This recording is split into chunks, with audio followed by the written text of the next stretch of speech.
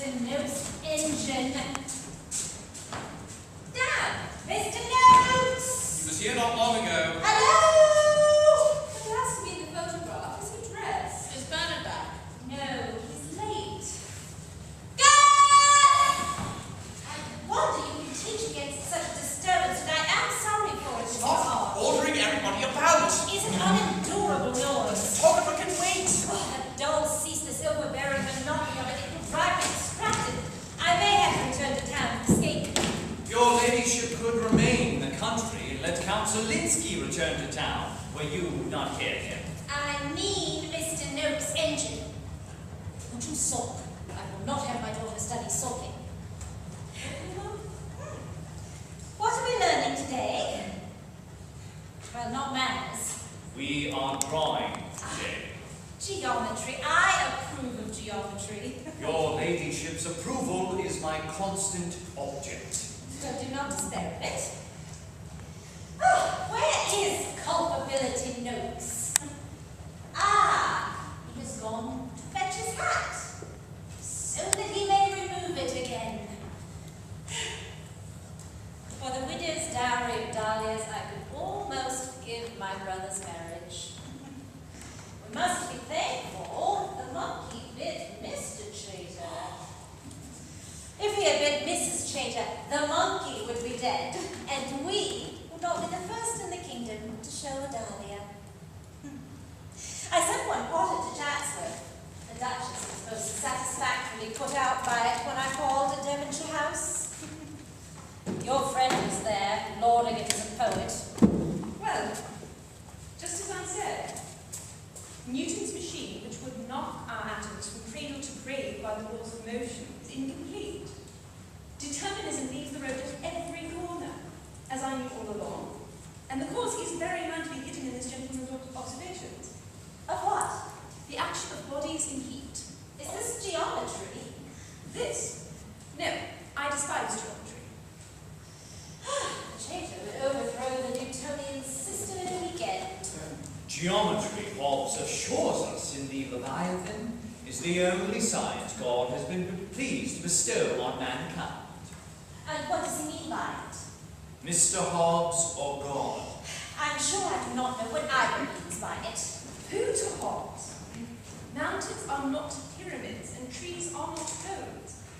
God must love gunnery and architecture, if Euclid is his only geometry.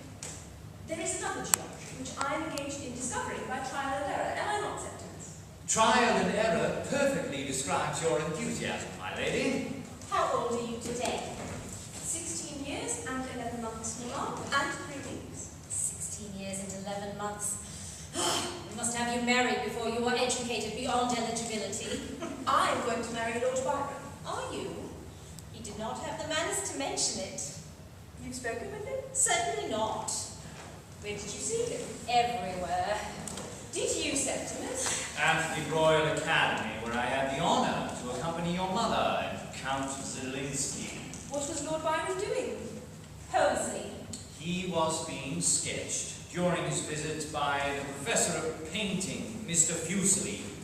There was more posing at the pictures than in them. His companion likewise reversed the tradition at the Academy that the ladies viewing were more than the ladies viewed. Oh well. Well enough. Let him hang there for a lamb. I have enough with Mr. Noakes, who is to a garden what a bull is to a china shop. The Emperor of Regularity. Mr. Noakes, Your ladyship. what have you done to me? Everything is satisfactory, I assure you. A little behind, to be sure, but my dad will be repaired within the month. Hush! Mr. Noakes, can you hear? Ah, the improved Newcomen steam pump. The only one in England. That is what I object to.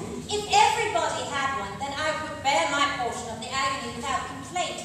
But to have been singled out by the only improved Newcomen steam pump in England, this is hard, sir. This is not to be borne. Your ladyship, I assure you, Hard. My leg is drained to a ditch for no purpose I can understand, unless it be that Snipe and Curlew have deserted 3 counties to be shot on our swamp. What you painted as forest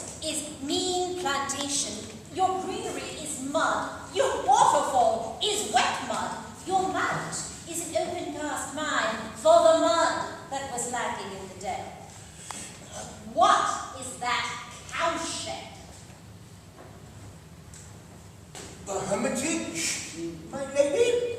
It is a cowshed. Madam, it is, I assure you, a very habitable cottage, fountained and drained, with 2 rooms and a closet, under a slate roof, and a stone chimney. And who is to live in it? Why, the hermit? Where is he? Madam.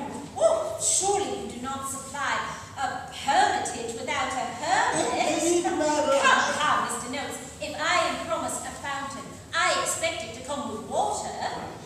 What hermits do you have? I have no hermits, my lady. Not one. I am speechless. I am sure a hermit could be found. One could advertise Advertise. in the newspaper.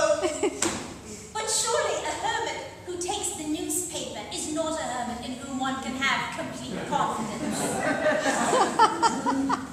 No, what to suggest, my lady? Is there room for a piano? The piano! We are intruding here. This will not do, Mr. Arch. Apparently nothing is being learned. Come along, sir. Bad news from Paris, Mr. Notes. The emperor Napoleon? No, it concerns your heating. Improve it as you will, you can never get out of it what you put in. It repays 11 pence in the shilling at most. The penny is for his author's thoughts. Thank you, my lady.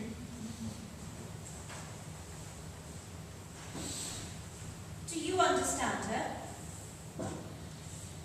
No. Then this business is finished. I was married at 17. Ce soir, il faut qu'on parle français, je te demande, Thomasina, and as a courtesy to the Count. Wear your green velvet, please. I will send the Briggs to do your hair. 16 years and 11 months.